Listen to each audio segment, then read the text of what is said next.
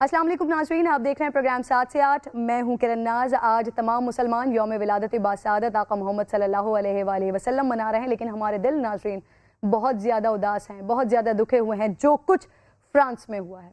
आज इस मौके पर मैं अपने प्लेटफॉर्म से फ्रांस के लिए, फ्रांसीसी आवाम के लिए, फ्रांस के सदर के लिए उनकी ज़बान में एक मैसेज देना चाहती हूँ।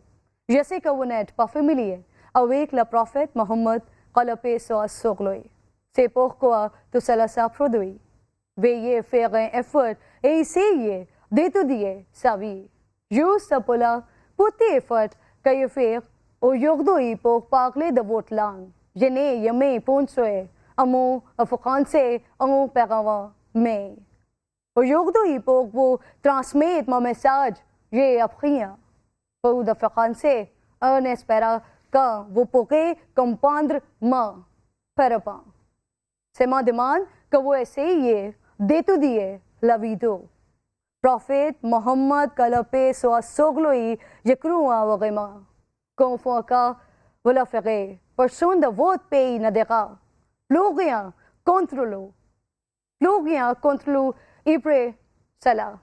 Je voudrais vous dire qu'un musulman pas tout tolérer. Mais par la blasphème contre le prophète Mohammed que la paix soit sur lui सल्लल्लाहु अलैहि वसल्लम। प्रोग्राम का आगाज करते हैं। मेरे नबी प्यारे नबी सुन्नत तेरी दुनिया दी तू ही शफात की अमा ए रहमतुल लिल आलमीन। तो नाज़रीन, इस वक्त जो हालात हम देख रहे हैं, इस्लाम दुश्मनी अपनी इंतहा पर है। मगरबी दुनिया बिलखुसूस फ्रांस में मुसलमानों पर ज़मीन तंग हो चुकी है। मुसलमानों पर सख्त कवानीन का निफाज शुरू हो चुका है। मसाजिद की कड़ी निगरानी हो रही है। फ्रांसीसी सियासतदान खुलकर मुसलमानों के ख़िलाफ़ मुहिम चला रहे हैं। उम्मत मुस्लिमा इस इस्लामोफोबिया का मुकाबला कैसे करे? तहफ़्फ़ुज़ नामूस रसालत सल्लल्लाहु अलैहि वसल्लम के लिए किन इक़दामात की ज़रूरत है? आज यौम विलादत बासादत के दिन हम जितने भी मेहमान मेरे साथ यहाँ स्टूडियो में मौजूद होंगे, हम कोशिश करेंगे कि हम ये जान सकें कि आखिर वजह क्या है कि शायद हम अपना पैगाम ही पहुँचा नहीं पाते हैं, हम अपनी बात ही बता नहीं पाते हैं, इसीलिए फिर हम मनवा नहीं पाते हैं। मेरे साथ उलमा कराम में साहबजादा सुल्तान अहमद अली साहब मौजूद हैं, मैं आपको खुशामदीद कहूँगी। शहरियार दाऊद साहब मेरे साथ मौजूद हैं, मैं आपको भी खुशामदीद कहूँगी। साहबजादा साहब, आपसे मैं बात का आगाज़ करती हूँ। सुल्तान साहब, जो आगाज़ में एक छोटी सी ख्वाहिश, एक छोटी सी कोशिश मैंने की कि उनकी ज़बान में उनको ये मैसेज दे सकूं। वज़ीर आज़म साहब का जो उन्होंने 52 कंट्रीज़ को ख़त लिखा है, उसमें भी उन्होंने यही बात की है कि हम अपना मैसेज ही कन्वे नहीं कर पा रहे हैं, हमारे अंदर यूनिटी ही नहीं है, हम बता ही नहीं पा रहे हैं, हमें इस्लाम के लिए खड़ा होना पड़ेगा। तो वाहिद आपको एक ये जो इस्लामोफोबिया है, इस्लाम दुश्मनी है, नामूस रिसालत का इतना बड़ा मसला बन चुका है, इसकी वाहिद वजह यही है कि ना हमारे अंदर यूनिटी है, ना हम अपना मैसेज कन्वे कर पा रहे हैं। जी, बिस्मिल्लाहिर्रहमानिर्रहीम। सबसे पहले तो आपकी तरह मैं तमाम नाज़रीन को विलादत बासादत के इस मौके पे मुबारक अर्ज़ करूँगा। ये बहुत ही इस वक्त आलम इस्लाम भी एक नाज़ुक तरीन सूरत हाल से गुज़र रहा है। जो कुछ फ्रांस कर रहा है, इसके पीछे एक बहुत तवील तारीख़ है और मैं चाहूँगा कि आप तस्वीर के दोनों रुख देखें। तस्वीर का एक रुख तो वो है जिसकी तरफ आपने इशारा किया कि एक तरफ मगरिब के अंदर क्या कुछ नहीं हो रहा। रोज़ाना की बुनियाद पे, तकरीबन रोज़ाना की बुनियाद पे आप सल्लल्लाहु अलैहि वसल्लम की हयात तैयबा पे, इस्लामी तालीमात पे, इस्लाम की तारीख़ पे मगरिब में इसकी नफ़ी के अंदर और इसके ख़िलाफ़ मुश्तिल करने वाली कुतब शाया की जाती हैं। रोज़ाना की बुनियाद पे उनकी अगर आप वेबसाइट्स देखें, उनका सोशल मीडिया देखें, वो इस प्रोपेगेंडे के साथ भरा हुआ है जो इस्लाम, मुसलमानों के ख़िलाफ़, और ख़ास तौर पे उनका टारगेट दो चीज़ें हैं। एक आप सल्लल्लाहु अलैहि वसल्लम की ज़ात गिरामी और दूसरी वो कुरान पाक के डिवाइन बुक होने के ऊपर एतराज़ करते हैं। ये सबसे बड़ी दो चीज़ें उनके हाथ में हैं। उसके बाद आप देखें कि वहाँ पे जो कवानीन बन रहे हैं, मुसलमानों को जिस तरीके से डिस्क्रिमिनेट किया जा रहा है, पर्दे पे, हिजाब पे जिस तरीके से डिस्क्रिमिनेशन की जाती है, मसाजिद के मीनारों पे जिस तरीके से डिस्क्रिमिनेशन की जाती है, قرآن مجید کے جلانے کی تقریبات منعقد ہوتی ہیں جن میں ہزاروں کی تعداد میں لوگ آتے ہیں. ان کی پولیٹیکل پارٹیز جو ہیں ان کے منشور کے اندر یہ شامل ہے کہ ہم ویسٹرن کنٹریز سے اسلام کو اور مسلمانوں کو ختم کریں گے. یہ تصویر کا ایک رخ ہے. اور تصویر کے دوسرے رخ کے اوپر اگر آپ آ جائیں اور دیکھیں تو مسلمان آج بھی ان تمام بڑے مسائل سے بطور اور بطور مجموعی اس طریقے سے آپ کو یونٹی نظر نہیں آ رہی. ہماری زیادہ تر انرجیز جو ہیں وہ داخلی انتشار کو ختم کرنے پہ اور بعض منفی لوگوں کی داخلی انتشار کو بڑھانے کے اوپر صرف ہو رہی ہیں. حالانکہ ایسے موقع پہ چاہیے یہ تھا جو کچھ یہ میں عرض کروں گا کہ صرف 2 4 5 سال کی بات نہیں ہے. اس کی پوری ایک تاریخ ہے. ہم اپنی تاریخ سے پوری طرح واقف نہیں ہیں. اس کی پوری ایک تاریخ ہے. مغرب جس طرح کا پراپوگنڈا کر رہا ہے, ہمیں چاہیے تو یہ تھا کہ اس بڑے دشمن کے خلاف دنیا اسلام متحد ہوتی, ہم اپنے اسکالرز پروڈیوس کرتے. لیکن مجھے بعض دفعہ یہ لگتا ہے کہ ہمارے جو اسلامک اسکالرز ہیں وہ اس چیز کو بہت کم پریورٹی دیتے ہیں. آخری جو ایک بڑی دکھ کی بات ہے وہ یہ میں عرض کرنا چاہتا ہوں اس سیگمنٹ میں کہ سینکڑوں کتابیں اور ہزاروں ریسرچ آرٹیکلز جو اسلام پہ اور خاص طور پہ رسول اللہ صلی اللہ علیہ وآلہ وسلم کی ذات گرامی پہ اعتراضات اٹھائے گئے ہیں, آج تک ان سینکڑوں کتابوں اور ہزاروں مقالات کا ہمارے اسکالرز کی طرف سے اسلامی دنیا سے کوئی جواب نہیں لکھا گیا. وہ ان ٹچڈ پڑی ہیں. تو میں یہ پوچھنا چاہتا ہوں اور میں اپنے آپ سے بھی یہ سوال کرتا ہوں کہ آخر ہماری پر ذمہ داری کیا ہے؟ ہم یہ جو علم دین پڑھتے ہیں یہ کس لیے پڑھتے ہیں؟ ہم نے اتنے مدارس ہیں یہ کس لیے ہیں؟ ہماری حکومتیں اسلام پہ, اسلامی تعلیمات کی ترویج پہ اتنا کام کرتی ہیں کس لیے؟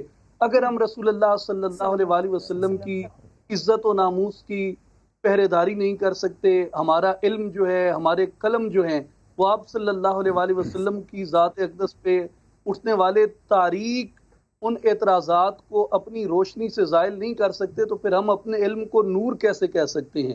ہم اپنے قلم کی روشنائی کو روشنائی کے طریقے سے کہہ سکتے ہیں؟ اس پہ کچھ اسکالرز نے کام کیا ہے, لیکن مدارس میں بھی یہ روش عام ہونی چاہیے, ہماری یونیورسٹیز میں یہ روش عام ہونی چاہیے. اور احمد علی صاحب, آپ کہہ رہے ہیں مجموعی طور پر جس طرح سے یہ میسج جانا چاہیے, جس طرح سے اسکالرز, عالم دین, مفتیان کرام, ان کی تمام لوگوں کی طرف سے یہ کام ہونا چاہیے, شاید پرائرٹی پر اس طرح سے وہ کام ہو نہیں رہا ہے. شہنشاہ نقوی صاحب بھی مجھے جوائن کر چکے ہیں, میں آپ کو بھی خوش آمدید کہوں گی. شہریار صاحب, یہی سوال میں آپ کی جانب لے کر آؤں گی. آپ احمد علی صاحب کی بات سے اتفاق کرتے ہیں کہ ہم شاید اندرونی مسائل میں اتنے زیادہ الجھ چکے ہیں, وہ چاہے سیاسی مسائل ہوں, چاہے اندرونی آپس میں ایک دوسرے کے فقہ کے مسائل ہوں, کہ ہم اتنے زیادہ الجھ چکے ہیں کہ یہ اتنا بڑا مسئلہ, اس کے اوپر شاید تمام لوگ متفق ہی نہیں ہو پائے, یا متفق ہیں بھی تو وہ کام نہیں کر پائے جس کی ضرورت آج محسوس ہو رہی ہے. کتنی قلت ہے؟ بسم اللہ الرحمن الرحیم. اللہم صلی علی سیدنا مولانا محمد وعلی آلہ وصحبہ وسلم. سب سے پہلے تو آپ کو مبارکباد کہ آپ نے کلم الناس علی قدر عقولہم, یہ حضور کی حدیث کو آج سچ ثابت کر دیا کہ لوگوں سے ان کی عقلوں کے مطابق کلام کرو. تو آج آپ نے فرینچ لوگوں سے ان کی فرینچ زبان میں بات کر کے الحمدللہ یہ آپ نے حق ادا کر دیا, آپ کو بہت مبارک ہو. دوسری بات یہ کہ انہوں نے بات بالکل صحیح کی ہے کہ ہمیں داخلی معاملات میں ہم اتنے الجھے ہوئے نہیں ہیں, ہمیں الجھایا گیا ہے. ہم اتنے سیدھے ہیں, پتہ نہیں کہاں سے سیدھے ہیں, لیکن بہرحال ہم اتنے سیدھے ہیں, لکیر کے فقیر ہیں. ہمیں حالانکہ مومن فراست, حضور نے فرمایا مومن کی فراست وہ اللہ کے نور سے دیکھتا ہے, تو اس کا مطلب ہے کہیں نہ کہیں ہمارے ایمانوں میں کمی آ رہی ہے.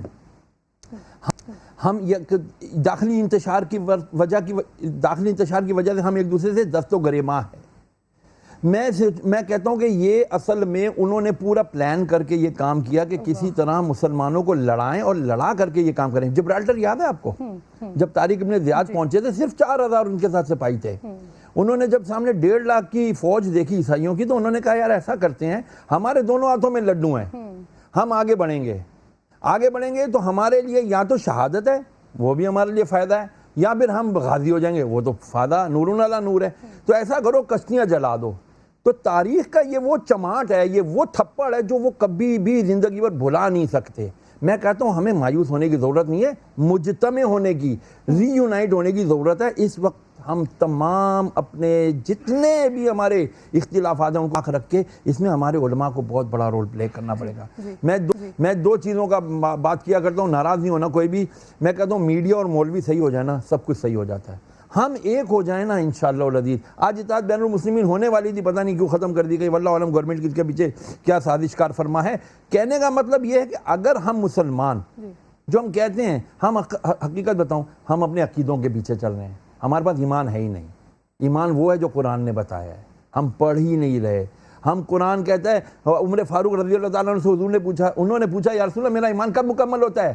میں تو آپ کو اپنے بچوں سے, اولاد سے, ماں باپ سے, بیوی سے, مال اسباب سے زیادہ پیار کرتا ہوں لیکن اپنی جان سے زیادہ پیار نہیں کرتا. فرمایا تیرا ایمان مکمل ہی نہیں ہے. کہا یا رسول اللہ آج میں اپنی جان سے زیادہ آپ کو پیار کرتا ہوں. فرمایا اب تیرا ایمان مکمل ہو گیا. آج ہمارے ہر ایک کے منہ پہ کیا ہے؟ تو میری زندگی ہے, تو میری جان ہے, تو میرا یہ ہے. ہم نے کسی اور کو اپنی زندگیاں بنا لیا ہے, ہم نے کسی اور کو اپنی جان بنا لیا ہے. جان کیا ہوتی ہے؟ جان ہے عشق مصطفیٰ, روز فضو کرے خدا, جس کو ہو درد کا مزہ ناز دوا اٹھائے کیوں. تو نبی کریم علیہ السلام کی جب تک پختہ محبت نہیں ہم اپنے دلوں میں تب تک ایمان مکمل نہیں ہوگا. ایمان مکمل نہیں ہے. درست فرمایا آپ نے. شہنشاہ نقوی صاحب, جو آغاز میں نے بات کی تھی, وزیر اعظم پاکستان, انہوں نے جو اپنا خط لکھا ہے اس خط میں انہوں نے یہی بتایا ہے, یہی کہا ہے تمام 52 کنٹریز کو کہ ہم اسلام کو سمجھا ہی نہیں پا رہے ہیں, ہمیں اسلام کے لیے کھڑا ہونا پڑے گا. تو جو دونوں مہمانوں نے بات کی, اس طرح سے ہم کھڑے ہوں گے کہ آپس میں اتنی تفریق ہے, ہم اس نقطے پر آ کر سوچ ہی نہیں رہے ہیں کہ سب کا اس وقت اجماع کا ایک ساتھ ہونا ضروری ہے. اور پھر اس کے بعد ایک اسکالر کی حیثیت سے, ایک بتانے کی حیثیت سے, ایک پیغام پہنچانے کی حیثیت سے تمام مسلمانوں نے اپنا کردار ادا کرنا ہے, اور خاص طور پر علماء کرام نے. بسم اللہ الرحمن الرحیم. سب سے پہلے تو آپ کو اور تمام دیکھنے والوں کو اور حاضرین, خاص طور پہ مہمانان گرامی, سب کو مبارکباد پیش کرتا ہوں سرکار کی ولادت باسعادت کی مناسبت سے. اور ہم سب در دل مسلم مقام مصطفیٰ است, در دل مسلم مقام مصطفیٰ است, آبرو ما زنا میں مصطفیٰ است. ہمارے دلوں میں سرکار دو جہاں کا جو مقام ہے اسی وجہ سے ہماری آبرو بھی ہے. ہم اگر عزت والے ہیں تو امت مصطفیٰ کی وجہ سے. تو ہمیں اس نقطۂ اشتراک کے اوپر الحمدللہ ایک ہیں اور ایک ہونا ہوگا, اور مزید سنجیدگی کو بڑھانا ہوگا. دیکھیے سرکار کی عظمت کے باب میں سورہ مبارکہ توبہ کے اندر اللہ نے ارشاد فرمایا, لقد جاءکم رسول من انفسکم عزیز علیہ ما عنتم حریص علیکم بالمؤمنین رؤوف الرحیم. یہ جو حریص علیکم کا کلمہ ہے یا عزیز علیہ ما عنتم کا جو کلمہ ہے, جو آیہ کریمہ کے اندر حصہ آیا ہے, نبی ہماری پریشانیوں میں پریشان رہتے ہیں. نبی ہمارے حریص ہیں, یعنی ہماری ہدایت کے حریص ہیں, ہمیں اچھا دیکھنا چاہتے ہیں. تو نبی مکرم کی روح طیبہ آج بھی ہماری ترقی کی خواہاں ہے, چاہتی ہے کہ ہم منظم ہو جائیں, ہم ایک ہو جائیں, ہم ایک بات کریں اور سرکار کے امتی ہونے کو ثابت کریں. جہاں تک بات فرانس اور دیگر ممالک میں جہاں یہ کچھ ہو رہا ہے ایک مدت سے, اس حوالے سے ہے, تو میں اسے تقسیم کروں گا دو حصوں میں. غیر مسلم دنیا دو حصوں میں تقسیم ہوگی میری سوچ کے مطابق. ایک تو یہ کہ وہ لوگ جو کھلے دشمن ہیں ہمارے, اور انہیں ایک آنکھ بھی مسلمان اچھا نہیں لگتا, چاہے ہم ان کے آگے اپنے آپ کو بچھا دیں, ہم اپنے آپ کو گرا دیں, ہم کہیں جی انسانیت کے تقاضوں کے مطابق ہم آپ کو سب سے زیادہ دوست رکھتے ہیں, لیکن وہ کیونکہ مسلمانوں سے خاص نفرت رکھتے ہیں. اور ایک جو نفرت رکھنے والا طبقہ ہے وہ جانتا ہے, یعنی یہی پہلا طبقہ جانتا ہے کہ اگر مسلمان ترقی کرے گا, مسلمان عظمت پائے گا جیسا کہ ماضی میں تھا. ہم اگر 600 سال پہلے 700 سال پیچھے چلے جائیں تو جو ہماری ابوہت, ہماری جلالت تھی, مسلمانوں کا مقام اور عظمت تھی, وہ ان سے خائف ہیں, ان سے خوف زدہ ہیں کہ اگر مسلمان دوبارہ سے اس اپنی حیثیت رفتہ کو بحال کر لیتے ہیں تو پھر مسلمان ہی مسلمان ہے اور اسلام ہی اسلام ہے.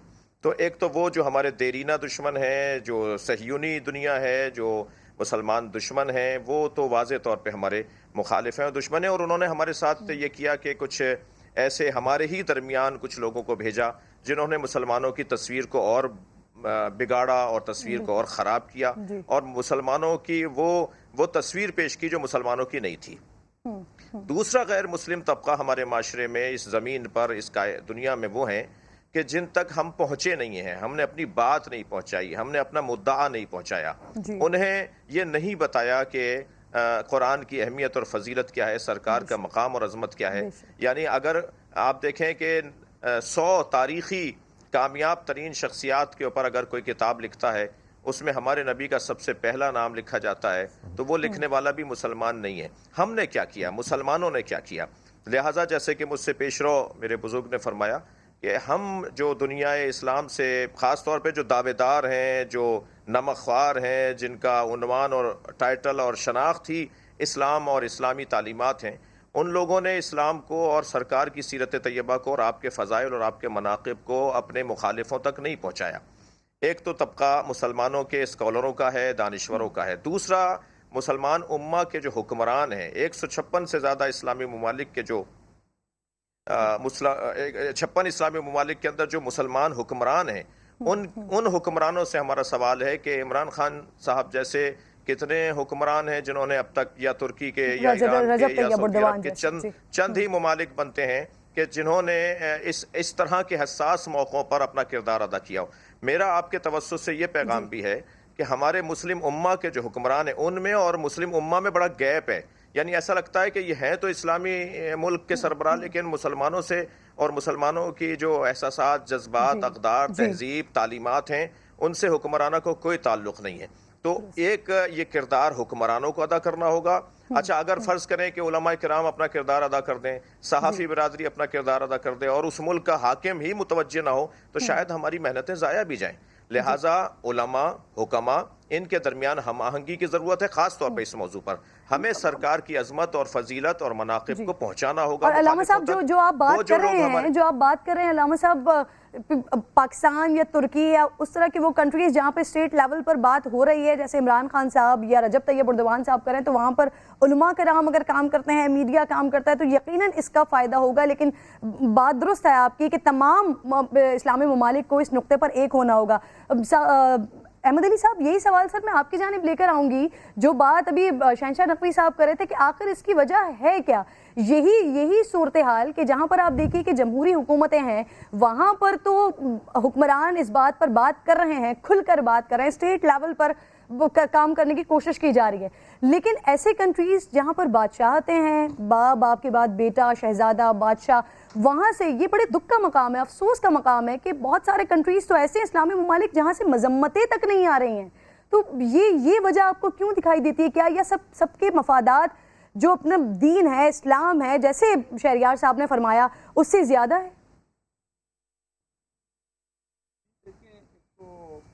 ہماری تحریک آزادی کے ہیرو تھے مولانا ظفر علی خان. انہوں نے فرمایا تھا کہ نجف تک کٹ مروں میں خواجہ بطحا کی حرمت پر، خدا شاہد ہے کامل میرا ایمان ہو نہیں سکتا. اور مولانا ظفر علی خان نے یہ بات سیکھی تھی اپنے والدین سے اور اپنے اساتذہ سے اور اپنے ماحول سے. جو قائد ہوتا ہے، جو لیڈر ہوتا ہے، وہ جس وقت رولنگ لیول پہ پہنچتا ہے جہاں سے وہ اقتدار کرتا ہے، سوال یہ ہوتا ہے کہ کیا وہ اس تربیتی مرحلے سے گزر کر وہاں تک پہنچا ہے، یا اس کی نظر میں ان چیزوں کی کوئی اتنی ویلیو یا اتنی حیثیت نہیں تھی. اس کی نظر میں اپنا اقتدار، اپنی حکومت، اپنا خاندان، اپنا سرمایہ، اپنی دولت، یہی سب کچھ تھا. میرے خیال میں یہ لوگ آپ کو جو نظر آتے ہیں، یعنی اس میں آپ نے پاکستان کی اگر ہم بات کریں یا ترکی کی ہم بات کریں، تو آپ کو ان کے پیچھے ان حکمرانوں کی تربیت نظر آتی ہے کہ ان کے ذہن کے اندر ان کے بزرگوں نے، ان کے والدین میں سے کسی نے اور ان کے رفقا میں سے کسی نے یہ بات ڈالی ہے کہ جو محبت ہمیں سرکار دو عالم صلی اللہ علیہ وسلم کی ذات گرامی سے ہے، وہ کائنات میں ہمیں نہ اپنے ماں باپ سے، نہ بیوی بچوں سے، حتیٰ کہ اپنی جان سے بھی بڑھ کے ہم حضور نبی کریم صلی اللہ علیہ وسلم کی ذات گرامی سے محبت کرتے ہیں. مجھے کسی کی محبت پہ یا کسی کے عشق مصطفیٰ ناپنے پہ کوئی اختیار نہیں ہے، لیکن جو عمل کی دنیا میں ہو سکتا ہے، جیسے آپ نے وجہ فرمایا، اسلامی دنیا کے حکمرانوں کو اس پہ بات کرنی چاہیے تھی. اور یہ آج سے نہیں، ان کو ہمیشہ سے یہ بات کرنی چاہیے تھی. یہ واقعہ کوئی آج کا نہیں ہے. 90s میں ایسے واقعات ہوئے ہیں، 80s میں ہوئے ہیں، 70s میں ہوئے ہیں. کوئی سال، کوئی ڈیکڈ اور کوئی 200 سال کی ہسٹری نہیں آتا. جی اس کے اندر، بلکہ آپ اس کو لے جائیں اور بھی پیچھے، یہ رسول اللہ صلی اللہ علیہ وسلم کے اپنے زمانے مبارک سے شروع ہوتا ہے اور بعد تک یہ چیز چلتی ہے جس کو بہت زیادہ انگیخت دی صلیبی جنگوں نے، اور اس کے بعد جتنا عرصہ القدس پہ مسلمان رہے ہیں اور پھر جس طریقے سے ہماری اور مختلف سلطنتیں جو ہیں یورپ کے اندر پھیلتی گئی ہیں جن میں سر فہرست عثمانی سلطنت تھی، تو یہ ایک گیپ جو تھا مشرق کا، مغرب کا، اسلامی دنیا کا اور مغرب کا یہ بڑا ہے، تو یہ مسلسل بغیر روکے اس طرح کا کام کرتے رہے ہیں۔ اس وقت جو مینٹیلٹی یورپ کے اندر ڈومینیٹ کرتی ہے وہ دو طرح کے لوگ ہیں، دو کیٹیگرائزیشن تو محترم شہنشاہ نقوی صاحب نے کی، میں بھی دو کیٹیگرائزیشنز آپ کو بتانا چاہتا ہوں، دو کیٹیگریز ہیں۔ ایک کیٹیگری ان لوگوں کی ہے جو مذہب دشمن ہیں، جی وہ چاہے عیسائیت ہے، وہ چاہے یہودیت ہے، وہ چاہے بدھ مت ہے، وہ چاہے اسلام ہے۔ ایک رولنگ ایلیٹ وہ ہے مغرب کی جو مذہب دشمن ہے، ان کو اس سے کوئی سروکار نہیں ہے کہ یہ کون سا مذہب ہے، وہ ہر ایک کو برابر رگڑے میں لگا کے رکھتے ہیں۔ دوسری وہاں کے اوپر جو ایونجلسٹ مینٹیلٹی ہے، جو ٹیمپلر نائٹ مینٹیلٹی کام کر رہی ہے، جنہوں نے کھل کے کہا کہ جی عالم اسلام کے خلاف صلیبی جنگوں کا آغاز ہو چکا ہے، اور اس طرح کی جو باتیں وہاں پہ کرتے ہیں، اور پھر ان کا جو انتہا پسند طبقہ ہے، خاص طور پہ سارے پادری نہیں، ان میں بڑے محترم لوگ بھی ہیں جنہوں نے اسلام کو بڑا سپورٹ کیا ہے، لیکن کچھ ان میں ایسے ہیں جو بہت زیادہ ایگریسولی اپنی سوسائٹی کے اندر اسلاموفوبیا کا شکار ہیں اور مسلمانوں کے خلاف، اسلام کے خلاف اس طرح کا کام کرتے ہیں۔ اور بڑے دکھ کی بات ہے، یعنی دیکھیں میں کوئی انٹرنیشنل لاء کا ایکسپرٹ نہیں ہوں، لیکن مجھے چند موٹی موٹی باتیں پتہ ہے کہ اگر مجھے کوئی کسی کنٹری کے اندر ڈیفیم کرتا ہے تو میرے پاس رائٹ ہے کہ میں اس کو سو کر سکوں، اور اس کے اوپر بلینز آف ڈالرز کے سو کیے گئے ہیں، ویسٹ میں اس کی ایک پوری تاریخ ہے۔ اور ریلیجیس ڈیفیمیشن کے اوپر باقاعدہ قوانین موجود ہیں، یعنی 1960 کے اندر جب international covenant of civil and political rights آیا ہے تو 1960 سے لے کے اب تک 70 سے زیادہ قراردادیں جو ہیں وہ ریلیجیس ڈیفیمیشن کے اوپر آ چکی ہیں، لیکن ہمارے حکمران جو ہیں اس کے اوپر کام نہیں کرتے۔ ہمارے پرائم منسٹر صاحب جب اقتدار میں آئے تھے تو انہوں نے کہا تھا کہ یہ پاکستان کے جو بڑے فیمس انٹرنیشنل لاء ایکسپرٹ ہیں احمد بلال صوفی صاحب، ان کے ساتھ مل کے یہ کام کریں گے اور ڈیفیمیشن آف ریلیجن کے اگینسٹ یہ ایک قرارداد انٹرنیشنل لے کے آئیں گے، اس پہ لاء بنوائیں گے، توہین رسالت کا مقابلہ یہ قانون کے ذریعے بھی کریں گے، لیکن اس کے اوپر کوئی فردر اپڈیٹس نہیں ہے کہ اس سے کیا ہوا۔ او آئی سی نے ایک زمانے میں یہ یونائٹڈ نیشنز میں قرارداد احمد علی صاحب یہ آپ نے بہت اچھی بات کی کہ اگر یہ ذہن سے بات نکل بھی گئی ہو تو یہ چیز کم از کم یاد دہانی کے لیے ہمارے پلیٹ فارم سے آپ کے تھرو یہ بات آگے جائے گی، اور طاہر اشرفی صاحب بھی غالباً بریک کے بعد مجھے جوائن کر لیں گے تو ان سے بھی پوچھیں گے کہ جس چیز کی طرف نشان دلی صاحب کیا وہاں پر سوچا جا رہا ہے، اس کے لیے کچھ قانون سازی وغیرہ کی جا رہی ہے۔ ایک بریک لینا ہے مجھے، بریک کے بعد واپس آتی ہوں۔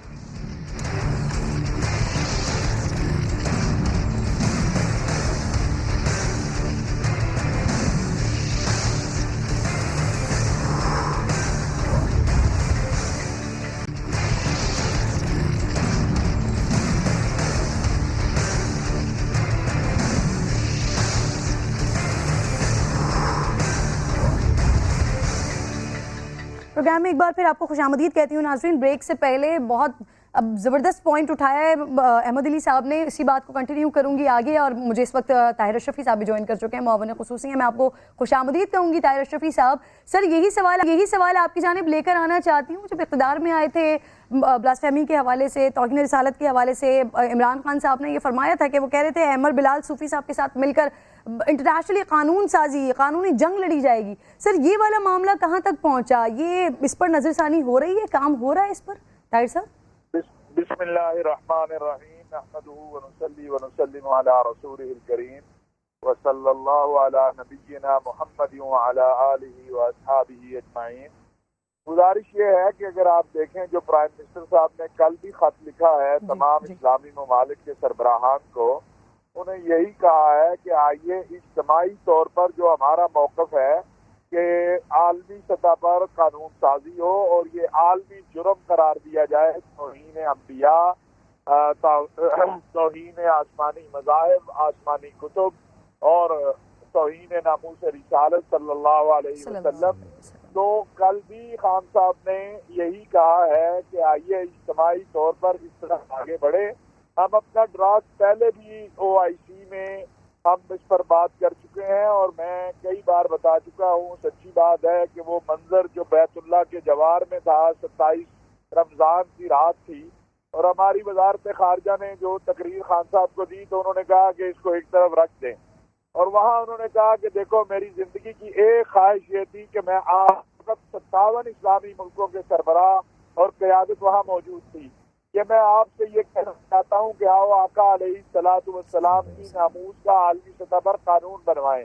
اس کے لیے ہم کوشش کر رہے ہیں، رابطے کر رہے ہیں۔ ابھی آپ نے دیکھا ہے کہ جی پاکستان اس معاملے میں الحمدللہ سب سے آگے ہے، ہمیں آگے ہونا بھی بے چاہیے، شک سر، بالکل کیونکہ ہونا چاہیے۔ ہمارا وطن جو ہے کہ یہ ہمارا پرچم گنبد خضرا کے جو ہے وہ مدینہ ثانی ہے سر، پرچم ہے، اور ہمارا جو وطن ہے یہ لا الہ الا اللہ محمد الرسول اللہ کے ہاتھ سے بنا ہے۔ ہم سب سے رابطے کر رہے ہیں، ہمارے وزیر خارجہ صاحب جو ہے وہ اپنی سطح پہ، وزیر اعظم صاحب، میری جو کوشش ہے، ہماری کوشش یہ ہے کہ امت مسلمہ ایک اجتماعی موقف لے کر اقوام متحدہ میں جائے، یورپی یونین میں جائے، اسلامی تعاون تنظیم کا ایک متفقہ موقف ہو کہ بھئی یہ سلسلہ جو ہر 2-3 مہینے بعد شروع ہوتا ہے اس کو ختم کیجیے۔ اسلام کا پیغام حقانیت جو ہے اس کو آپ اس طرح نہیں روک سکتے۔ آپ بچیوں کے چہروں سے حجاب چھین کر، آپ نمازیوں کو سجدوں میں جو ہے وہ زخمی کر کے، آپ مسجدوں کے دروازوں پر سور پھینک کے، آپ یہ اسلام نہیں روک سکتے، اس نے پھیلنا ہے۔ اسلام کا پیغام حقانیت اور رسول اکرم صلی اللہ علیہ وسلم کی سیرت جو پڑھ لے گا، جو سمجھ لے گا، وہ اسلام اشرفی صاحب میں داخل ہو آپ نے جائے گا۔ کہا کہ اس پر ہم کوشش کریں تو عالم اسلام کی تمام مسلمانوں کی دعائیں آپ لوگوں کے ساتھ موجود ہوں گی کہ یہ کام آخری حد تک پہنچے، یہ کام ہو۔ لیکن ایک اور بھی بڑی امپورٹنٹ بات ہوتی ہے، کیونکہ آج ہم یوم ولادت باسعادت منا رہے ہیں، ایک بات کہی جاتی ہے کہ میسج کنوے کرنے کے لیے آپ کا اپنا کردار بھی ویسے ہی ہونا چاہیے، لیکن ہم اپنے کردار میں بھی اگر دیکھیں تو ہمیں تو ہر طرف سے خامیاں ہی خامیاں دکھائی دیتی ہیں۔ ذخیرہ اندوزی ہم کرتے ہیں، منافع خوری ہم کرتے ہیں، ہمارا تو اپنا کردار، ہم کیا کسی کو میسج کنوے کریں کہ ہم اپنے کردار پر ہی نظر ثانی نہیں کرتے؟ شہریار صاحب، جب امی خدیجہ الکبریٰ نے رسول اللہ علیہ السلام کو سامان تجارت دے کے اپنے غلام کے ساتھ روانہ کیا تھا نا، تو واپسی پہ پوچھا تھا انہوں نے کیا، تو کہا کہ جی انہوں نے یہ کیا کہ تھوڑا سا ڈیفیکٹڈ مال تھا نا اس کو الگ کیا، اور جو بالکل ستھرا مال تھا اس کو الگ کیا، اور ان کو الگ الگ قیمتوں پہ بیچا۔ تو پوچھا کہ یہ انہوں نے ایسا کیوں کیا؟ کہا اس لیے کہ یہ کہتے ہیں کہ انسان کسی دوسرے انسان کو دھوکہ نہیں دیا کرتا۔ حضور کی حدیث ہے من غش فلیس منی، جس نے ملاوٹ کی وہ ہم میں سے نہیں۔ میں صرف اسی ایک بات کو لیتا ہوں کہ ہم اگر یہ چیز صرف دیکھ لیں کہ ہم تو ملاوٹ، جھوٹ، ہم کہتے ہیں دعائیں قبول نہیں ہوتی، ہماری کوئی بات پوری دنیا میں نہیں جا کر کے مؤثر ہوتی، وجہ کیا ہے؟ کیا ہم خالی جسے کہتے ہیں ہم حرام چیزیں جو اللہ کا ہم پر عذاب نہیں آتا، نبی کی وجہ سے نہیں آتا، ان کی رحمت کی وجہ سے۔ جھوٹ بھی حرام ہے اسی طرح جس طرح شراب حرام ہے، غیبت بھی حرام ہے، مسلمان کے بارے میں بدگمانی کرنا حرام ہے، اس کے بارے میں نہ جانے کیا کیا برا برا سوچنا، سب حرام ہے۔ جب تک ہمیں مل کر کے بیٹھ کر کے ہمارا تھنک ٹینک بیٹھ کر کے ایک ایسا نصاب نہیں مرتب کر کے ہماری یوتھ کو دے گا، بچوں کو دے گا کہ جب وہ پڑھ کر آگے آئیں گے تو پھر وہ عاشق رسول بن کر انشاءاللہ العزیز خدمت دین کریں گے، اور انشاءاللہ پاکستان اور پوری دنیا میں اسلام کا نام پھیلائیں گے۔ بے شک بے شک۔ شہنشاہ نقوی صاحب، ابھی جو طاہر اشرفی صاحب نے بات کی، سر اس بات کو تھوڑا سا میں آگے بڑھاؤں گی کہ 52 ممالک، اسلامی ممالک مل کر، اور ابھی بھی 8 ملک یا پاکستان کے ساتھ مل کر دیگر کنٹریز، ترکی اور کچھ مزید، یہ مل کر ابھی بھی ہم یہ سوچ رہے ہیں کہ اس پہ قانون سازی کی جائے۔ اگر میں یہودیوں کو دیکھتی ہوں، ہولوکاسٹ، جوئش، ان کے دیگر معاملات، اس پر وہ بڑے حساس ہیں، قانون ہیں، لوگوں کو سزائیں ہو جاتی ہیں وہاں پر، لیکن ہم 100 سال گزار چکے ہیں، اس کے بعد بھی ابھی ہم سوچ رہے ہیں کہ قانون سازی کی جائے، اس معاملے کو دنیا کے سامنے حساس بتایا جائے کہ یہ ہمارے لیے کتنا حساس ہے، ابھی ہم سوچ رہے ہیں۔ نقوی صاحب، دیکھیے میں نے پہلے بھی عرض کیا کہ مسلمان حکمرانوں کو لفظ اگر کسی کو کھل نہ جائے تو مرد بننا پڑے گا، مسلمان بننا پڑے گا، ثابت کرنا ہوگا کہ وہ اپنے ملک کے مسلمان باشندوں کی طرح مسلمان ہیں۔ جیسے کہ محترم احمد علی صاحب نے فرمایا کہ وہ جو گھر کی تربیت ہے، وہ جو اساتذہ کی تربیت ہے، وہ اس کا فقدان ہمارے ہاں حکمرانوں میں اگر ہو تو یہ واویلا ہے۔ تو دیکھیں، ذکر ہمیں محبت کی طرف اور محبت ہمیں کردار کی طرف راغب کرتی ہے۔ میں اگر 2 گھنٹے کسی گلاب فروش کے دکے پر بیٹھ کر آؤں تو 4 گھنٹے تک میرے اندر سے بھی گلاب کی خوشبو آئے گی۔ اگر ہم ذکر مصطفیٰ اور سیرت مصطفیٰ، فضائل اور عظمت سرکار دو جہاں اور آپ کی جو سیرت طیبہ ہے اسے بہت ہی سجا کر، سنوار کر، اہتمام کے ساتھ، انتظام کے ساتھ اگر اپنی شہریوں میں، اپنے ہم وطنوں میں، اپنی ہم زبانوں میں جن سے ہم مخاطب ہوتے ہیں، وہ ہمارے مخاطب ہوتے ہیں، اگر ہم ان میں بیان کریں گے تو پہلے تو وہ غیرت، وہ محبت، وہ سرکار کی ذات سے وابستگی کو شدت کے ساتھ بڑھانے کی ضرورت ہے۔ اور جب ہمارے درمیان اس طرح کا ایک ماحول بن جائے گا تو پھر ہم آمادہ کریں گے اپنے حکمرانوں کو۔ عوام کی آواز میں بڑی طاقت ہے، بہت ہی توانائی ہے۔ میں آپ کے توسط سے یہ کہنا چاہوں گا دیگر اسلامی ممالک کے شہریوں کو بھی کہ وہ اپنا جو قانون کے دائرے میں رہتے ہوئے جو ان کا آئین انہیں اجازت دیتا ہے، وہ ایک احتجاجی کیفیت کے اندر آئیں اپنے حکمرانوں سے۔ یعنی فرانس والوں سے ہم شکایت یقیناً کریں اور ان کے اوپر یقیناً لعن طعن ہو اور ان کی مذمت ہو، وہ اپنی جگہ ہے، مگر وہ تو بہت دور بیٹھے ہیں۔ خود ہمارے ملک کا جو حاکم ہے، میں مختلف ممالک کے شہریوں سے بات کر رہا ہوں اور باشندوں سے بات کر رہا ہوں کہ ہمارے اسلامی ممالک کے جو حکمران ہیں وہ جب تک اس حوالے سے سنجیدہ نہیں ہوں گے، آپ کتنا ہی کچھ کہتے رہیں ان کی گن پٹی پہ جوں نہیں رہیں گی۔ تو ہمیں چاہیے یہ کہ عوام کو، لوگوں کو، جیسے اس وقت ہم بیٹھے اس فورم پر بات کر رہے ہیں اور بہت عمدہ گفتگو تمام شخصیات کی جانب سے ہو رہی ہے، ہمارے ہر اسلامی ملک کے عوام کو اپنے حکمرانوں کو متوجہ کرنا ہوگا، انہیں غیرت دلانی ہوگی، تب جا کر یہ مسئلہ سنجیدہ ہوگا، پختہ ہوگا۔ یقیناً ایسا ہی ہے کہ صرف پاکستان اور ترکی اور چند ممالک اگر یہ بات اٹھاتے ہیں تو میں پھر بھی یہ کہوں گا جناب مولانا طاہر اشرفی صاحب تشریف فرمائیں کہ اس بات کی طرف بھی جائیے کہ اسلامی سربراہی کانفرنس بلائی جائے، اور اسلامی سربراہی کانفرنس کا ایک مقصد جہاں فلسطین کی آزادی ہے تو فلسطین کی آزادی بھی مسلمانوں کے مسائل کا ایک عنوان تھا نا۔ اگر سرکار دو جہاں کی سیرت اور سرکار کی ذات اقدس کے بارے میں نامناسب باتیں ہوتی ہیں تو اسلامی سربراہی کانفرنس کہاں ہیں؟ اگر خدا نخواستہ اسلامی سربراہی کانفرنس کے احباب نہیں چاہتے، کسی بھی وجہ سے کچھ ہمیں احساس بھی ہے کہ وہ نہیں چاہتے، تو پاکستان پیش قدمی کرے، ترکی پیش قدمی کرے، اور جہاں تک ممکن ہے اگر 56 اسلامی ممالک نہیں آ سکتے 20 ہی آئیں گے آپ کے بلانے پر، اور اس ایشو کو وہ باقاعدہ منظم انداز سے اہتمام کے ساتھ اٹھائیں اور پیش کریں تاکہ پوری امت مسلمہ بیدار۔ بڑی خوبصورت آپ نے بات کی، اور جس طرح سے احتجاج اس وقت تمام اسلامی معاشروں میں، تمام اسلامی کنٹریز میں ہو رہے ہیں، تو اس کو دیکھ کر ہم کہہ سکتے ہیں کہ غیرت مومن زندہ ہے، بس غیرت حکمرانوں کی ضرورت ہے کہ اگر وہ بھی زندہ ہو جاتی ہے تو سب مل کر یقیناً اپنا میسج بھی پہنچا سکتے ہیں، یہ بات کنوے کر سکتے ہیں کہ یہ بات آقا علیہ السلام کی ناموس سے بڑھ کر مسلمان کے لیے کچھ بھی نہیں ہے۔ تمام مہمانوں کا، معزز مہمانوں کا میں شکر گزار ہوں کہ پروگرام میں تشریف لائے۔ ایک چھوٹا سا بریک مجھے لینے کے بعد ناظرین واپس جب آؤں گی تو آپ کو لے کر چلوں گی کراچی کے مختلف علاقوں میں جہاں لوگوں نے آقا علیہ السلام سے اپنی محبت کا اظہار کیا ہے۔ بریک کے بعد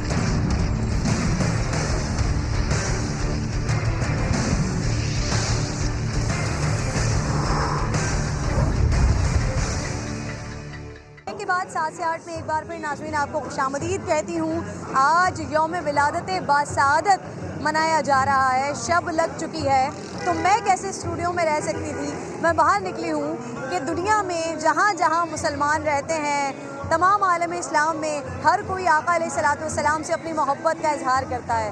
اس محبت کے اظہار کے الگ الگ طریقے ہیں، کوئی گھروں کو سجاتا ہے، کوئی سڑکوں کو سجاتا ہے، کوئی عمارتوں کو سجاتا ہے، کوئی سڑکوں پر نکل آتا ہے، جشن مناتا ہے، ریلیاں لے کر نکلتا ہے، کوئی شیرینی بانٹتا ہے، مٹھائیاں تقسیم کرتا ہے، کوئی جھنڈوں کو لہراتے ہوئے سینوں پر نالین پاک سجا کر آقا علیہ السلام کی محبت میں نکلتا ہے۔ جیسے میں آپ کو بتا رہی تھی کہ یہ عید کا سماں ہوتا ہے، لوگ نئے کپڑے خریدتے ہیں، مہندیاں لگواتی ہیں خواتین، جیولری خریدتے ہیں۔ یہ دیکھیں چھوٹی چھوٹی بچیوں کے بڑے پیارے پیارے سے جوڑے یہاں پر رکھے ہوئے ہیں۔ کیسے ہیں آپ؟ جی ٹھیک ہے۔ کس کے لیے خریدے ہیں؟ یہ میری ابھی نئی شادی ہوئی ہے، میری وائف ہے۔ یہ میں نے اپنے بھانجا بھانجی کے لیے، گھر والوں کے لیے شاپنگ کری ہے۔ یہ حیدرآباد سے آئی ہوئی ہے میری وائف، تو گھر والوں کی شاپنگ نہیں ہے آقا کی آمد کی خوشی میں۔ آج کا دن تو جتنا بھی خوشیوں سے منایا جائے تو کم ہے، بہرحال جتنا انسان سے ہو سکتا ہے اتنی خوشیاں، یہ سمجھ لیں عید سب سے بڑی عید ہے یہ۔ گھر میں کیا عیدی وغیرہ بھی دی جاتی ہے؟ جی بہنوں کو عیدی جاتی ہے، والدہ عیدی دیتی ہیں، مٹھائی بنتی ہے، نیاز بنتی ہے، لنگر بنتا ہے۔ اللہ کے گھر میں حاضری سے دیکھنے کے لیے بچوں کو بھی دکھاتے، بڑے خوش ہو جاتے ہیں بچے، اور بچوں کی اپنی بھی ان کی جو ضرورت کی چیزیں ہوتی ہے وہ بھی مل جاتی ہے, تو بچیاں بھی پوتیاں بھی خوش ہو جاتی ہے, ماشاءاللہ پوتا بھی خوش ہو جاتا ہے. کتنا آپ ہر سال کوئی بجٹ بناتے ہیں آج کے دن کے لیے کہ ہم اتنا خرچہ کریں گے؟ کیونکہ میں دیکھتی ہوں یہ تو الحمدللہ اس کا کوئی بجٹ نہیں ہے. اللہ پاک نے جو دیا ہوا اسلام میں, تو جتنا خرچ کرے اتنا کم ہے. تو ناظرین, اللہ رب الجلال کا تو یہ وعدہ ہے کہ اللہ کی راہ میں اگر ایک قدم بڑھا جائے یا 1 روپیہ خرچ کیا جائے تو اللہ رب الجلال اس کے بدلے میں سوچ سے کہیں زیادہ نوازتا ہے.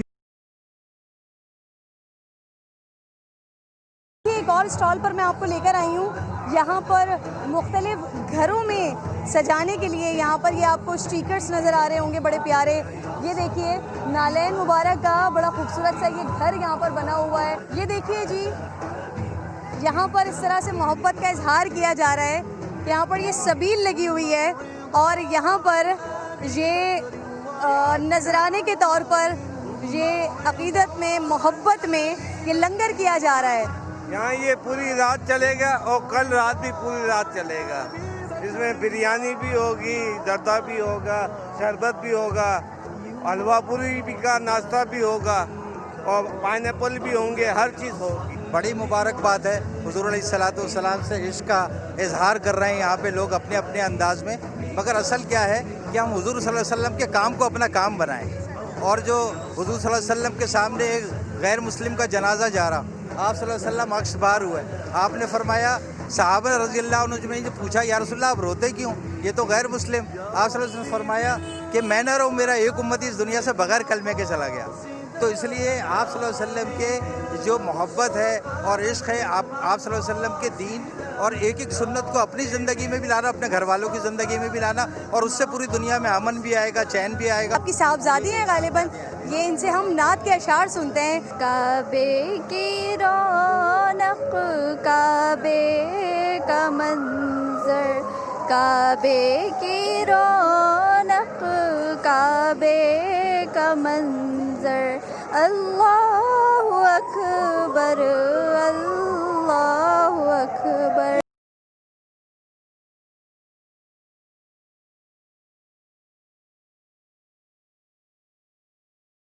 شہر شہر, قریہ قریہ, گلی گلی, محلہ محلہ, ہر جگہ یہ برقی قمقمے, یہ خوبصورت سجاوٹ, آقا علیہ الصلوۃ والسلام کی ولادت کا جشن منا رہے ہیں. ہر جگہ جہاں جہاں میں جا رہی ہوں وہاں مجھے درود و سلام کی آوازیں آ رہی ہیں. لوگ عید کی طرح کا تہوار منا رہے ہیں. آج کی رات کو, آج کے دن کو اس طرح سے سیلیبریٹ کر رہے ہیں, اتنی خوبصورتی کے ساتھ سیلیبریٹ کر رہے ہیں. یہ ایک اور میں محلے میں آپ کو لے کر آئی ہوں. ہر سال میں یہاں سے پروگرام ریکارڈ کرتی ہوں اور ہر سال یہی منظر ہوتا ہے, اسی طرح کی خوبصورتی ہوتی ہے. یہ کھارا در ہے. یہاں پر ہر گلی آپ کو اس طرح سے کور دکھائی دے گی کہ پھر مجھے کسی کی ہیلپ لینی پڑتی ہے, میں کسی کے گھر میں آتی ہوں, ان کی گیلری استعمال کرتی ہوں تاکہ یہ منظر, یہ خوبصورتی, یہ روشنیاں, یہ چراغاں آپ کو دکھا سکوں. وہ سامنے جشن عید میلاد النبی کا بہت بڑا خوبصورت بینر, جیسے ہی اس محلے کے اندر لوگ داخل ہوں تو سامنے سے یہ منظر دکھائی دیتا ہے, اور پھر ایک سائبہ سا بنا ہوتا ہے پوری گلیوں میں. یہ ایک ساتھ 2-3 گلیاں ہیں کہ جہاں پر یہ کمپلیٹ آپ کو اس طرح سے سائبہ دکھائی دیتا ہے, اور اس کے نیچے سے لوگ گزر رہے ہوتے ہیں, اپنے بچوں کو دکھا رہے ہوتے ہیں کہ یہ آخری نبی حضرت محمد مصطفیٰ صلی اللہ تعالیٰ علیہ وآلہ وسلم کا جشن ولادت ہے کہ مسلمان اس خوبصورتی کے ساتھ, اس خوشی کے ساتھ اس جشن کو منا رہے ہوتے ہیں. اور ناظرین, یہ بڑی خوبصورت بات ہے کہ یہ واحد دن ایسا دن ہے, ہر جگہ ہر شخص اپنی استطاعت کے مطابق اس طرح سے چراغاں کرتا ہوا اپنی خوشی کو مناتا ہوا دکھائی دیتا ہے. کھارا در میں ہر سال آتی ہوں, یہ اسی طرح سے محلہ سجتا ہے. کون سجاتا ہے؟ آپ تمام لوگ مل کر یا کوئی کمیٹی انتظامیہ بنی؟ یہاں ماشاءاللہ کمیٹی ہے, پوری سجاتی ہے, ہر سال سجاتی ہے. یہ زمانے سے ہو رہا ہے ماشاءاللہ. یہاں تقریباً کتنا خرچہ آ جاتا ہے, کچھ اندازہ؟ ایک اندازہ نہیں, ماشاءاللہ خرچہ ٹھیک ٹھاک آتا ہے. 5 لاکھ 10 لاکھ کتنا خرچہ؟ زیادہ ہی آتا ہے, 15-20 لاکھ کم سے 15-20 لاکھ. اور یہ تقریباً نعت خانی ہوتی ہے, نیاز, ہر نعت خانے میں نیاز ہوتی ہے, ریلی نکلتی ہے ماشاءاللہ. اچھا, اور یہ کتنے دنوں کا ہوتا ہے؟ یہ فرسٹ ربیع الاول سے شروع ہو جاتا ہے؟ ہاں, فرسٹ ربیع سے شروع ہوتا ہے الحمدللہ. وزیر اعظم صاحب نے اس پورے ہفتے کو ہفتہ عشق رسول منانے کا اعلان کر دیا ہے, تو کیا یہ اس ہفتے کو بھی آپ لوگ ایکسٹینڈ کریں گے, یہ اس طرح سے ہوگا, یا پھر یہ 12 ربیع الاول کے بعد اس کو یہ اتار لیا جائے گا اور پھر اگلے سال سے جائے گا؟ नहीं इंशाल्लाह एकदम नहीं उतारेंगे, थोड़े दिन बाद उतारेंगे हम लोग इंशाल्लाह। कि हफ्ता इश्क रसूल भी आप लोग उसी तरह से इंशाल्लाह इंशाल्लाह बिल्कुल इंशाल्लाह। कैसा समा होता है नाजरीन, हर साल लोग अपनी फैमिलीज़ को लेकर बाहर निकले होते हैं, चरागा दिखा रहे होते हैं। एक और भाई मेरे साथ मौजूद हैं। अस्सलाम वालेकुम। वालेकुम सलाम। माशाल्लाह फैमिली को लेकर बाहर आए हैं। जी जी बिल्कुल, और हर साल आते हैं हम और बहुत अच्छा लगता है जश्न विलादत मनाना और बहुत मज़ा आता है। कराची सजा हुआ पूरा और हर तरफ रौनक ही रौनक होती है, हमें बहुत अच्छा लगता है। कराची का सबसे खूबसूरत कौन सा इलाका सजता है? कराची का एक तो ये खारादर, ये तो बहुत ही सबसे ज़्यादा प्यारा, फिर शाह फैसल है, फिर मलीर है, जिना स्क्वायर है, ये सब इलाके जो हैं बहुत ज़्यादा सस्ते हैं और हम सभी इलाकों में जाते हैं। ये 12-13 दिन मुस्तकिल ये चरागा रहता है, खुशी मनाई जाती है, लोग आते हैं देखते हैं, तो बहुत सारे लोगों का कारोबार वो भी वसी हो जाता है, उसमें भी इजाफा हो जाता है। आम दिनों से इन दिनों में कितना मुख्तलिफ होता है, कितना फ़ायदा हो जाता है? जैसे आम दिन में 800, इन दिनों में ना 2000, 2500 ऐसे सेल हो जाती है। अच्छा माशाल्लाह माशाल्लाह। ये एक दिन क्या आप बता रहे हैं? जी जी। ये हर साल माशाल्लाह आप आती हैं इसी तरीके से? यही रहते हैं, साइड पे आते हैं, हर साल आते हैं यहाँ। इसी तरह से चरागा होता है? भी ज़्यादा होता है, इस साल ज़रा कम है कोरोना की वजह से। जी फिर भी मैं देख रही हूँ कि SOP का ऐसा इतना खास ख्याल नहीं रखा जा रहा। नहीं, वो तो नहीं रखते ना, आज खुशी का दिन है, कौन रखता है? बिल्कुल आप दुरुस्त फरमा रही हैं, आज खुशी का दिन है, लेकिन फिर भी ख्याल रखना चाहिए।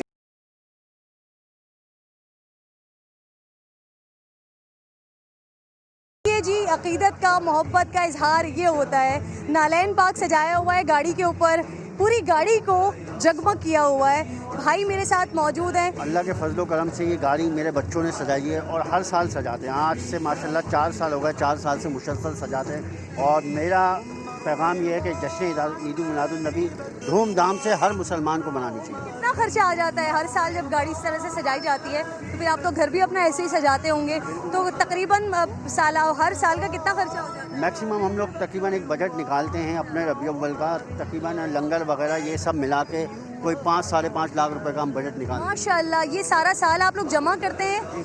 पूरा साल जमा करते हैं और उसके बाद ये 5-5.5 लाख रुपए का खर्चा करते हैं। अल्लाह ताला आपको इसका अजर दे।